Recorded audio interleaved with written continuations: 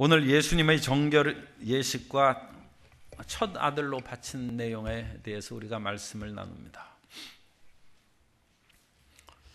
예수님의 탄생 이후에 많은 놀라운 일들이 일어났습니다. 그 부모님들이 보고 굉장히 놀랐죠. 물론 예수님의 탄생이 가브리엘 천사장이 나타나서 지시하고 가르쳐 준 것처럼 보통뿐이 아니라는 것을 알았지만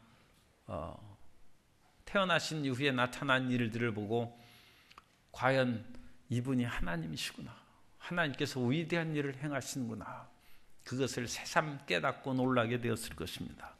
그래서 예수님을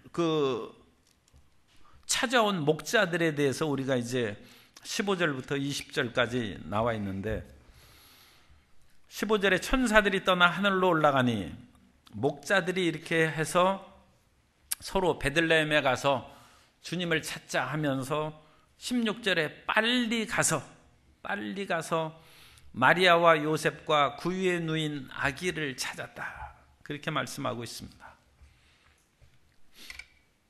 사람이 어떤 일을 할 때 마음의 결단과 즉시 행동하는 것이 필요합니다. 마음의 결단을 내리지 않고 미적거리는 그런 경우가 많이 있어요. 그런데 세상은 그렇게 길지 않습니다. 그렇기 때문에 우리는 어떤 일을 하고자 주변을 살펴보고 틀림없으면 결단을 내리고, 그 결단을 내렸으면 또 마음의 생각이 행동으로 옮겨야죠. 이게 중요한 것입니다. 결단을 속히 내리고 그 결단을 행동으로 옮기는 것입니다. 그렇게 되면 혹시라도 실패할지라도 또 다른 기회가 우리에게 다가오는 것이죠. 그런데 생각하는데 10년 걸리고 행동하는데 10년 걸리면 이미 그 처녀는 40 넘어서 늙었어요. 그래가지고 결혼도 이제 못하는 거예요. 사업을 할 때도 마찬가지죠. 생각을 물론 많이 생각해야죠. 그러나 그것을 상황을 보고 괜찮겠다 싶으면 결단을 내려요. 그리고 결단 내리면 행동하는 것입니다. 한국인의 좋은 심성 가운데 하나가 빨리빨리입니다. 사람들은 빨리빨리를 한국인의 좋은 심성이라고 얘기를 안 한 경우가 많은데, 누가는 한국인인 것 같아. 한국적인 마음을 가진 사람 같아. 누가는 빨리 가서 주님을 찾고, 1장에서도 보면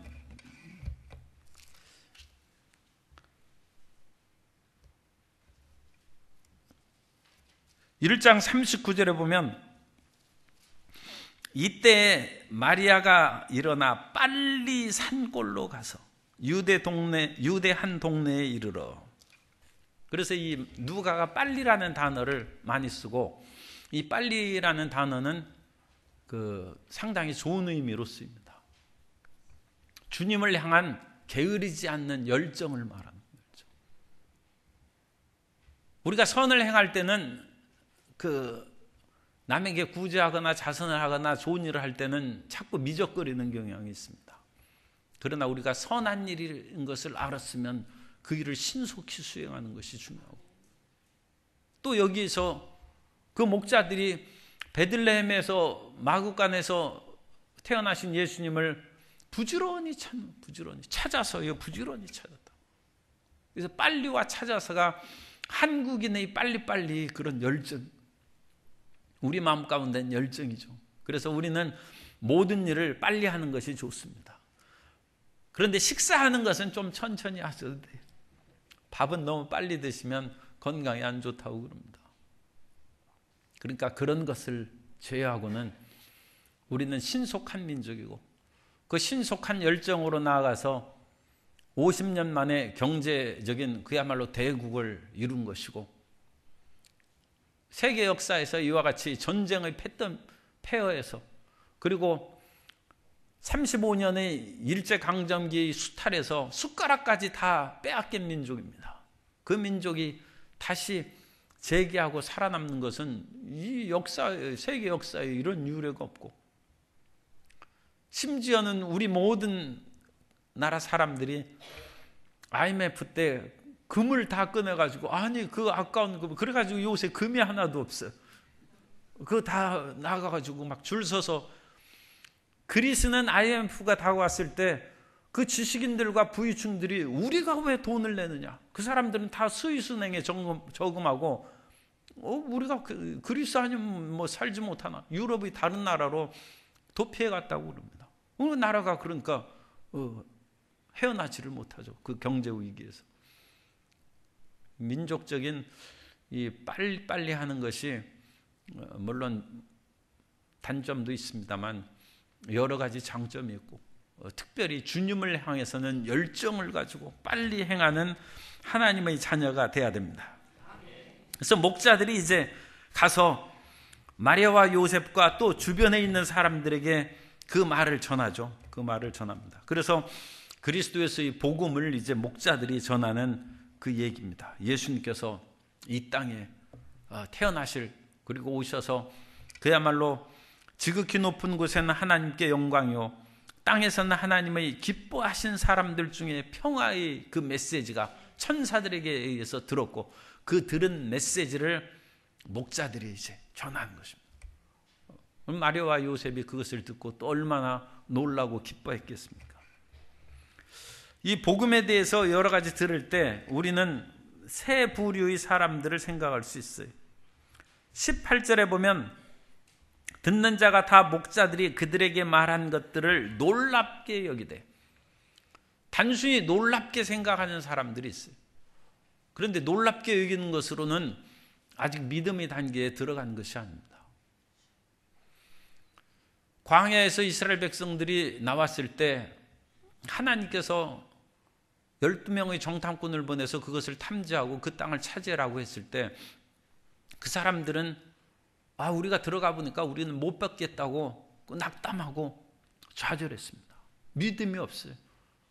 그런데 그 12 정탐꾼은 출애굽할 때 10가지 하나님의 재앙을, 기적을 체험한 사람, 홍해가 갈라지는 것을 체험한 사람이고, 만나와 메추라기가 내리는 것을 체험한 기적의 사람들입니다.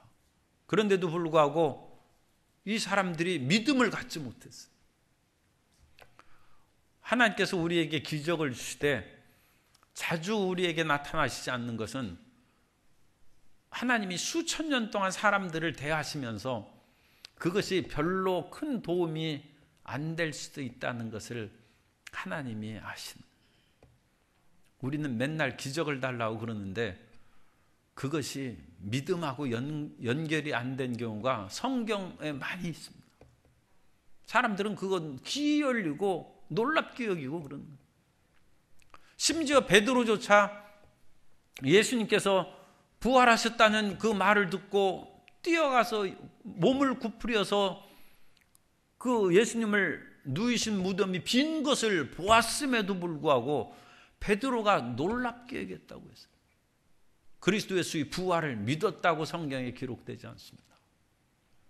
우리는 놀라지만 말고 믿어야 됩니다. 그래서 믿음을 가진 하나님의 자녀가 돼야 돼요. 그래서 이 첫 번째는 일반적으로 이와 같이 기이하게 여기는 그런 일들이 있고, 두 번째는 마리아처럼 19절에 보면 마리아는 이 모든 말을 마음에 새기어 생각하니라. 마음에 새겨야 돼. 마음에. 그러니까 이 마리아는 믿음의 여인이고 그야말로 세세토록 그같이 복되다고 하는 그 이유가 주님의 말씀을 기억하고 주님의 행하신 일들을 잊지 않는 것입니다. 따라서 하세요. 주님이 주신 은혜를 합시다. 그걸 기억해야 돼요. 항상. 그래서 주님께서 주신 은혜를 잊지 않고 기억하고 그것을 반복하고 감사하는 것이 하나님을 영화롭게 하는 것입니다. 그런데 이전에 주신 그런 은혜는 새까맣게 잊어버리고 주님, 내가 또 이와 같이 고통 가운데 빠졌으니 어찌 되는 것입니까? 그렇게 되면 그건 탄식이 될 수 있죠. 그러나 우리가 주님이 주신 은혜를 기억하면 주님께서 이번에도 일으키실 것이고 더 큰 승리의 역사로 우리에게 베풀어 주신 것입니다. 주님의 은혜를 잊지 않고 마음에 새겨야 돼요. 우리 마음 가운데 항상 주님의 은혜가 차곡차곡 쌓여가게 되시기를 주님 이름으로 축복합니다. 그래서 원망 탄식은 쌓이지 않고 사라져버리고 은혜가 쌓여가야 돼요. 그래서 마리아는 이 모든 것을 마음에 새기어 생각하니라. 이 말씀이 많이 나와요. 그 예수님의 행하신 일들을 볼 때 항상 그것을 기억하는 거예요. 그 다음에 이제 더 나아가서 목자들은 자기들이 천사들이 말을 듣고 예수님을 만나고 이 모든 것을 전한 후에 정말로 하나님께서 위대한 일을 행하셨구나, 그걸 알고 이제 20절에 보면 하나님께 영광을 돌리고 찬송하며 돌아가니라. 그래서 우리는 종국적으로는 하나님을 영화롭게 하고 찬송하는 삶을 살아가야 될 줄로 믿습니다. 그래서 기적을 체험하고 그것을 마음에 새겨서 감사하고 하나님께 영광 돌리며 항상 찬송하며 살아가면 우리 앞길에 어떤 흑암의 세력이 다가오든지 순식간에 사라져버리고 승리의 기쁨을 누리게 될 줄로 믿습니다. 그래서 목자들이 이제 이 일을 이제 다 하고 돌아가고, 그 다음에 21절에 보면 이제 할례에 대한 그런 말씀이 나옵니다. 창세기 17장 10절에 보면 너희 중 남자는 다 할례를 받으라. 이것이 나와 너희와 너희 후손 사이에 지킬 내 언약이니라. 그래서 할례를 받으라고 했고, 그 할례는 난지 8일 만에 이제 받습니다. 그래서 21절에 할례할 8일이 되매 그 이름을 예수라 하니 곧 잉태하기 전에 천사가 일컬은 바라라. 그래서 8일 만에 할례를 받는데, 이 8일 만에 할례를 받음으로써 이스라엘이 언약 공동체 안에 들어간 것을 말합니다. 그러니까 태어난 것으로 인하여 이스라엘 사람이 됐죠. 그러나 그것으로 인하여 충분하지 않다는 것입니다. 할례를 받음으로 정식으로 하나님의 믿음의 백성이 된 거예요. 할례를 받지 않는 백성은 끊쳐진다고 했어요. 그러니까 이스라엘의 자손으로 태어났다 할지라도 할례를 받지 않으면 그 신앙 공동체의 소속이 아니고 그 백성 중에서 끊어져 죽는 것입니다. 그렇다면 할례는 무엇을 뜻합니까? 할례는 태어난 것만으로는 하나님의 속으로 들어갈 수 없고 부정한 것을 제거함으로 말미암아 믿음의 백성이 된다는 것을 상징하는 것입니다. 그러므로 우리는 그대로 하나님의 백성이 되는 것이 아니라 할례를 받는 것처럼 우리 마음의 죄악과 세상에 대한 미련과 유혹과 애착을 제거해 버릴 때 하나님의 백성이 된다.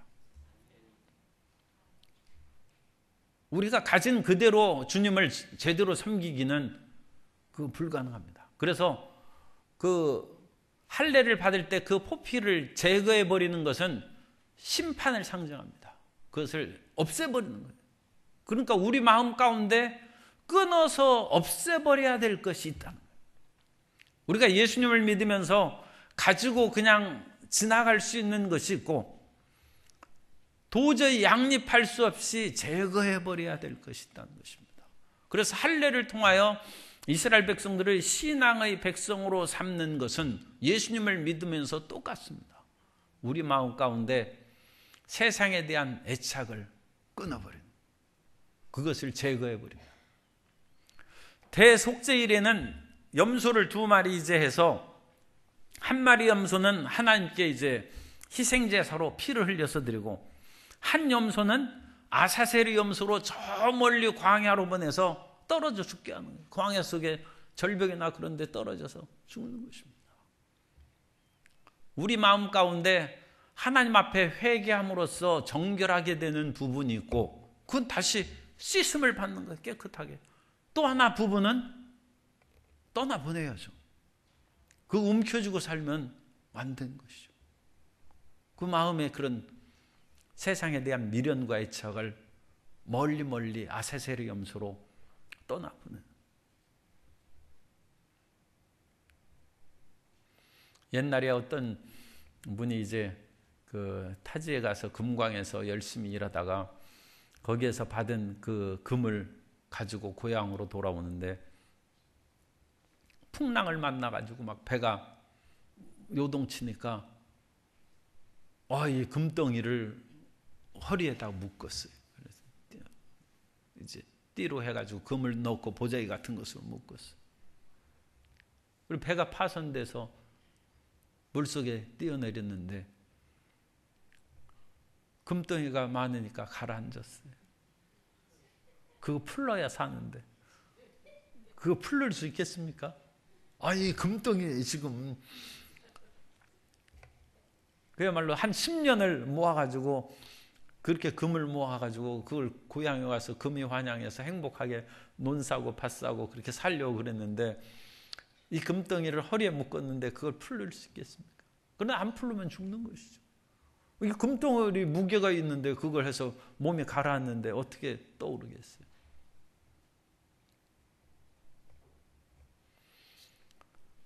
주님 앞에 그 모든 것을 바치고 우리 마음을 비우면 하나님께서 다시 채워주십니다. 하나님의 복으로 채워주십니다. 그래서 이 세상에 대한 그 애착을 끊어버리는 것이 할례다. 그리고 이 애착을 끊어버리는 것이 침례받을 때 우리가 죽음으로써 침례를 받고 물에서 나오면서 다시 살아나는 것이죠. 그래서 할례가 침례라고 골로새서 2장 11절 이하에 보면 또 그 안에서 예수 그리스도 아닙니다. 예수 그리스도 안에서 너희가 손으로 하지 아니한 할례를 받았으니 곧 육의 몸을 벗는 것이요 그리스도의 할례니라. 너희가 침례로 그리스도와 함께 장사되고 또 죽은 자들 가운데서 그를 일으키신 하나님의 역사를 믿음으로 말미암아 그 안에서 함께 일으키심을 받았느니라.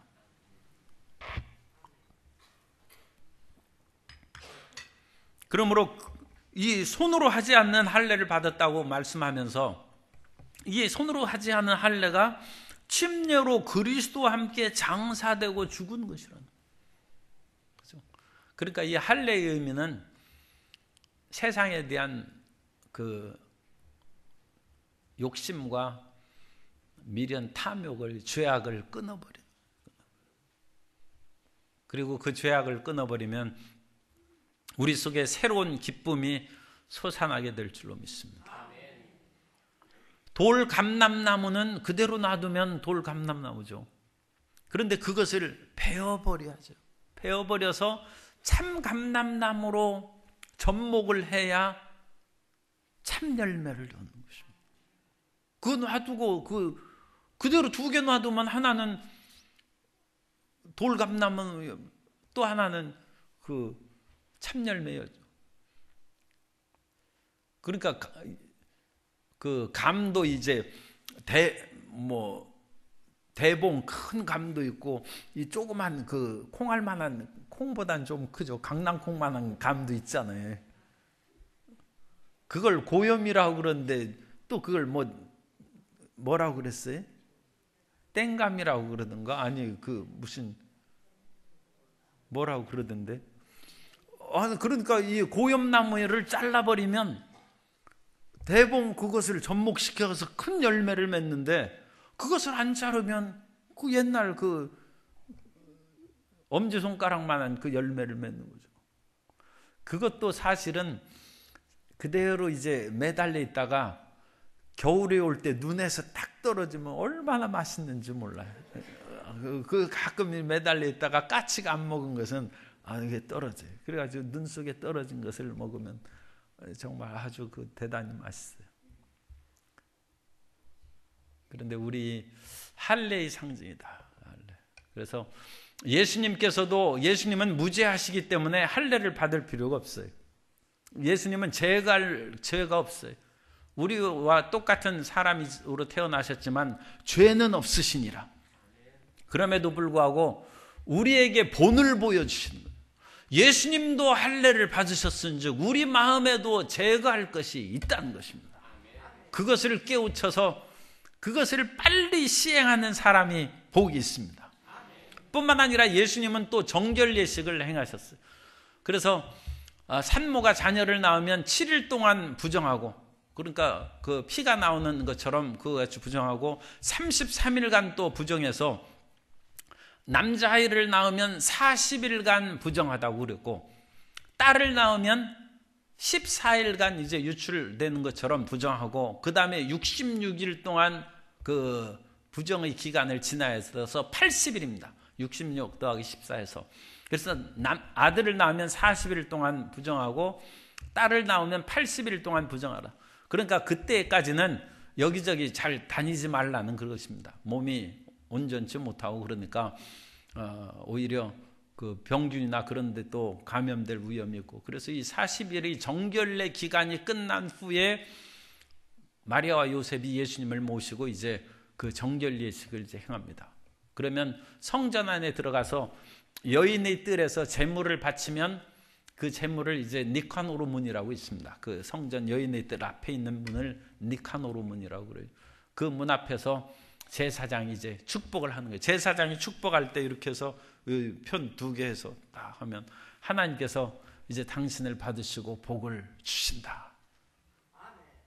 그래서 그 정결 예식을 행할 때는 하나님께 바친다는 어린 양 한 마리로 양 한 마리하고, 또 그 몸이 부정하기 때문에 속죄제로 비둘기를 한 마리 드리게 돼 있어요. 그래서 양과 비둘기를 드리는데, 가난한 경우에는 어린 양이 비둘기 값의 10배 양이. 그러니까 그 값이, 그러니까 어린 양이 이제 10,000원이라면 비둘기는 1,000원이죠. 그러니까 하나는 사람은 1,000원짜리 비둘기로, 그러니까 하나는 속죄제 비둘기, 하나는 번제 비둘기, 그렇게 드립니다. 그런데 예수님의 부모 요셉과 마리아는 육신의 그런 그 법적인 부모라는 의미입니다. 실질적인 이제 부모는 아니죠. 그럼 법적인 부모인 요셉과 마리아가 그것을 이제 비둘기를 2마리 드려요. 그러니까 가난했어요. 실질적으로 그렇게 상당히 가난한 집에서 예수님이 태어나셨습니다. 그러니까 예수님께서도 하나님의 아들이 그렇게 가난한 집에서 태어날 필요가 없었는데, 저가 가난하심으로 말미암아 너희로 부욕해 하려 하심이라. 그걸 우리가 기억하고 예수님의 대속을 기억해야 됩니다. 그리고 가난하게 태어났다 할지라도 예수님께서도 그와 같이 가난하게 태어나셔서 우리 인류를 구원하셨은즉, 나도 그리스도 예수를 붙잡으면 얼마든지 훌륭하고 아름다운 인생을 살아갈 수 있다는 것을 믿어야 됩니다. 그래서 이 정결 예식을 하러 이제 들어갔어요. 들어가니까 25절에 그 시므온의 그 축복이 나옵니다. 25절에 예루살렘에 시므온이라 하는 사람이 있으니 이 사람은 의롭고 경건하여 이스라엘의 의로를 기다리는 자라. 성령이 그 위에 계시더라. 그래서 시므온이라는 이름은 많기 때문에 어느 분인지 알 수는 없는데, 유명한 시므온은 그 예수님 당시에 그 위대한 랍비 중에 랍비라고 부르는 힐렐이 있습니다. 힐렐, 랍비죠. 훌륭한 율법 선생님. 그 사람 아들이 시므온이 있어요. 그래서 혹시 그 사람인가 하는데, 그 사람은 뭐 율법의 그런 정통한 사람이기 때문에 예수님의 그런 오신 그것을 이와 같이 체험하고 경험할 수 있는 영광을 이제 충분히 받을 만한 사람입니다만, 확실하게는 알 수 없습니다. 그래서 이분이 뭐 어떤 사람이든지 간에 중요한 것은 그 다음의 묘사가 중요한 거예요. 의롭고 경건하여. 그래서 신분이 어떤 사람이든지 그건 두 번째 문제고, 의롭고 경건해야 돼. 따라서 하세요. 의롭고 경건합시다.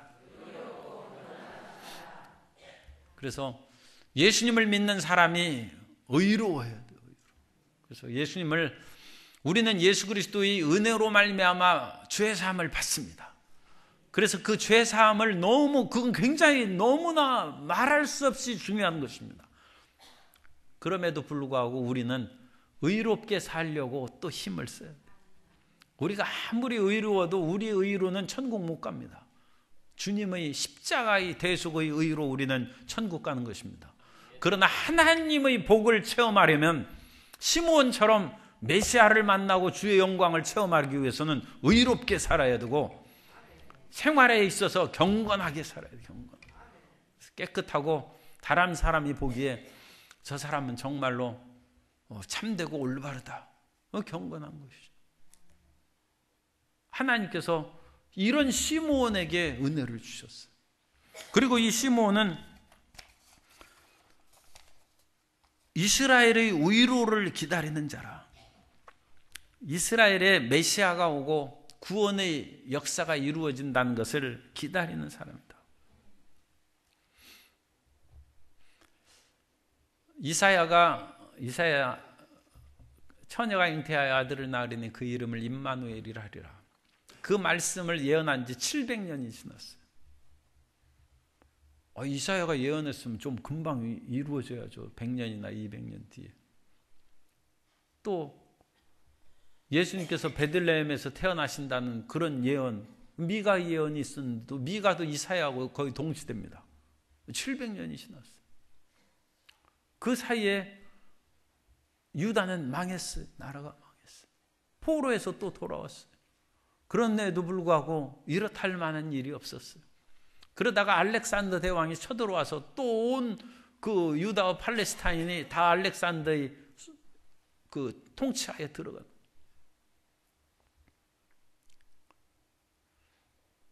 오래 기다려야 돼요.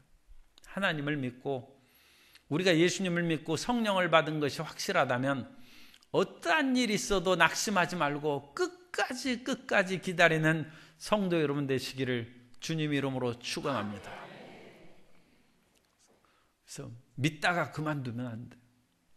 그래서 끝까지 위로를 지금 얼마나 오랫동안 기다리고 아담으로부터 하면 더 말할 수 없이 오래 기다렸죠. 그런데 이 시므온이 성령 위로를 기다리고, 그 다음에 이 시므온은 성령 충만한 사람이에요.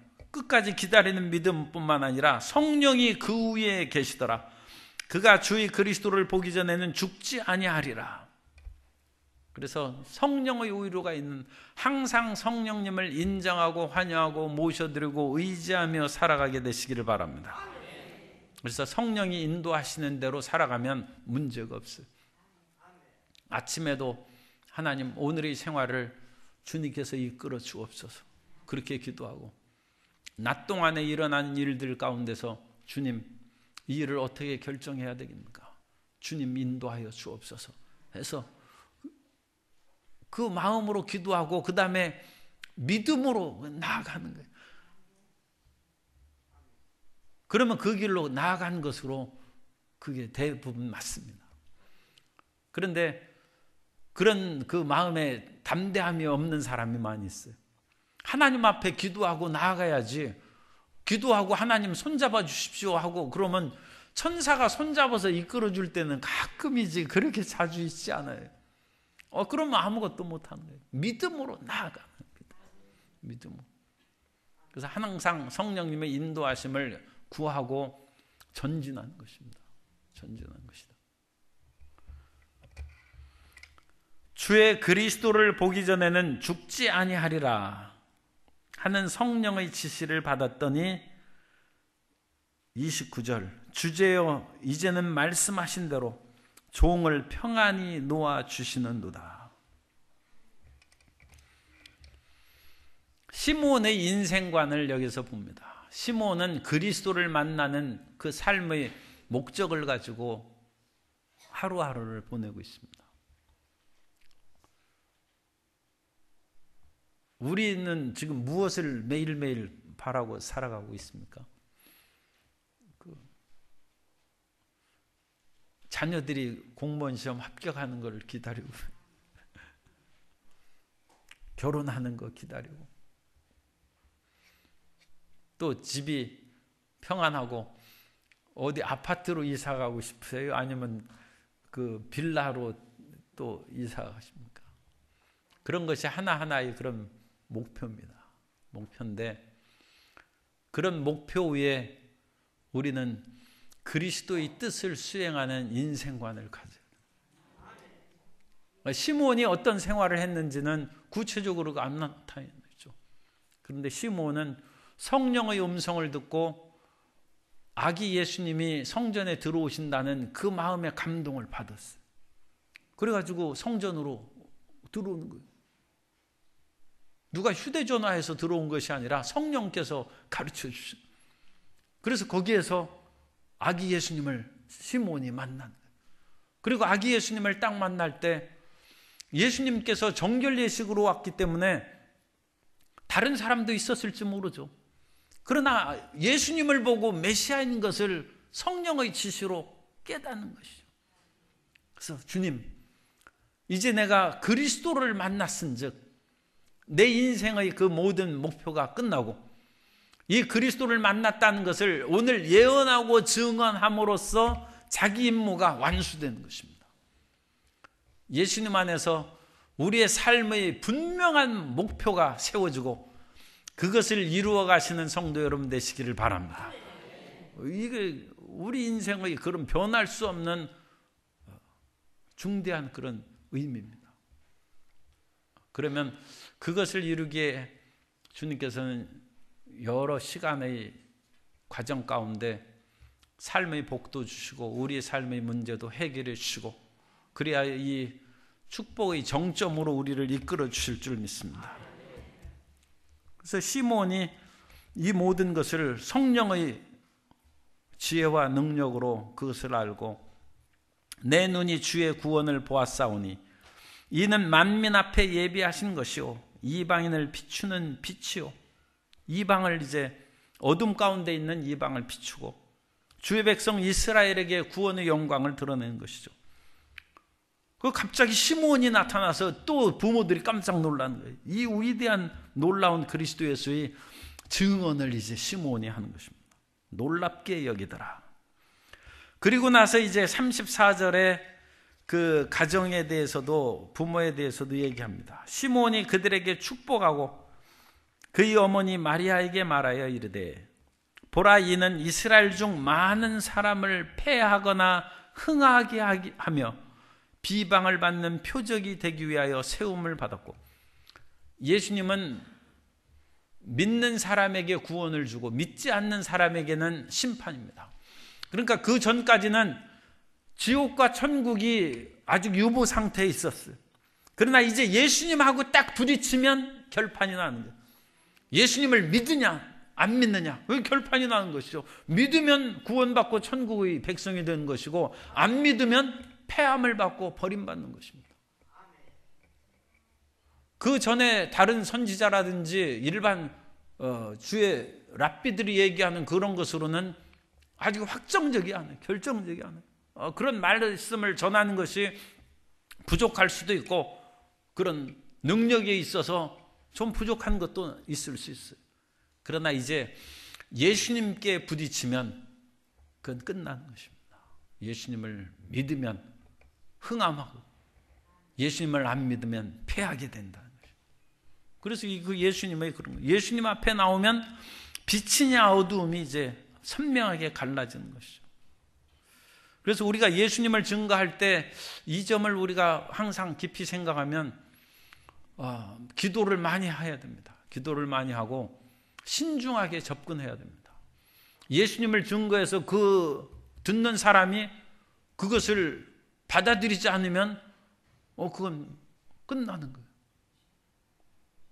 그러니까 우리가 얼마나 신중하게 조심스럽고 사랑의 마음에 가득 차서 복음을 전해야 되는지 알 수 있습니다. 35절에 마리아의 그런 아픔에 대해서도 얘기합니다.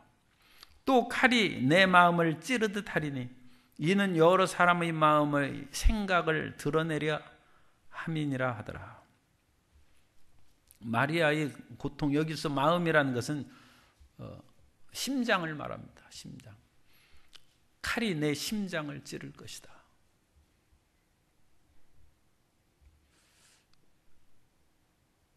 예루살렘의 마리아 상을 보면 큰 칼이 심장에 꽂혀 있는 그것이 있어요. 그런 조각상이 있습니다. 뭐 꼭 그렇게 조각상을 만들 필요는 없는데 어쨌든 우리가 확실하게 보고 깨달을 수는 있죠. 그 마음이 아픔이 그렇게 심하다.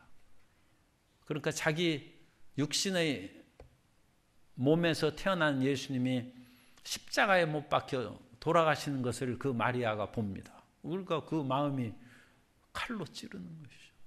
찌르는 것이다. 그래서 마테르 돌로로사, 슬픔의 어머니라는 그 이름이 있습니다. 그 비탄 슬픔의 길, 그래서 예수님이 십자가를 지고 가는 길을 비아 돌로로사라고 합니다. 비탄의 길이라는 것인데, 이 돌로로사라는 것은 슬픔, 비탄, 마테르, 마더죠, 마더. 어머니, 돌로로사, 비탄의 어머니다. 그래서 마리아는 세세토록 복 있다는 여인입니다만, 그럼에도 불구하고 고난을 많이 겪었어요. 고난 없이는 영광 없습니다. 그렇기 때문에 고난이 조금씩 다가온다고 해서 너무 낙심하고 내가 하나님의 은혜를 덜 받았나 그렇게 생각할 거 없어요. 세상에 고난 안 받은 사람이 어디 있습니까? 예수님이 십자가의 고난을 받으시고, 예수님은 물론 예외로 우리가 생각하죠. 우리 죄를 대손하기 위해서 고난을 받으셨으니까. 그러면 예수님의 어머니는 어떻습니까? 예수님의 어머니는 그 마음에 고난을 받았죠. 사도 바울도 그 고생하고 그런 것이 말할 수 없다고 했어요. 그러나 그 고난 끝에 나오는 영광을 바라봐야 됩니다. 그래서 조금 슬프고 힘든 일이 있어도 결코 낙심하지 말고, 하나님은 성도 여러분을 사랑하십니다. 그 사랑 안에 굳게 서서 최후의 승리를 얻을 수 있도록 전진해 나아감으로 말미암아 이 세상의 어떤 흔들거나 넘어뜨릴 수 없는 강한 믿음의 자녀들이 되시기를 주님 이름으로 축복합니다. 그것이 하나님께서 영광을 받으신 길입니다. 오늘 예수님께서 이 땅에 오셔서 메시아로 사역하시기 전에 나타난 여러 가지 놀라운 그런 표적들을 봅니다. 이 증거들을 통해서 사람들은 놀라기도 하지만 마리아는 마음에 새겨놨다고 했습니다. 우리가 이전부터 주님께서 주신 그 모든 일들을 혹시라도 오늘 고통스럽고 문제가 잘 해결되지 않은 분은 당장 수첩에다가 쓰세요. 주님께서 내가 예수님 믿을 때부터 주신 은혜가 무엇인지 그거 기억하십시오. 그거 일일이 다 기억해서 주님께 감사하고 주님을 앙망하면 기적이 일어날 것입니다. 하나님을 기쁘게 하십시오. 내 마음의 그런 탄식으로 인생을 피곤하게 하지 말고 주님께서 주신 은혜와 기적을 기억함으로써 하나님을 영화롭게 하면 주님께서 반드시 도와주실 것입니다.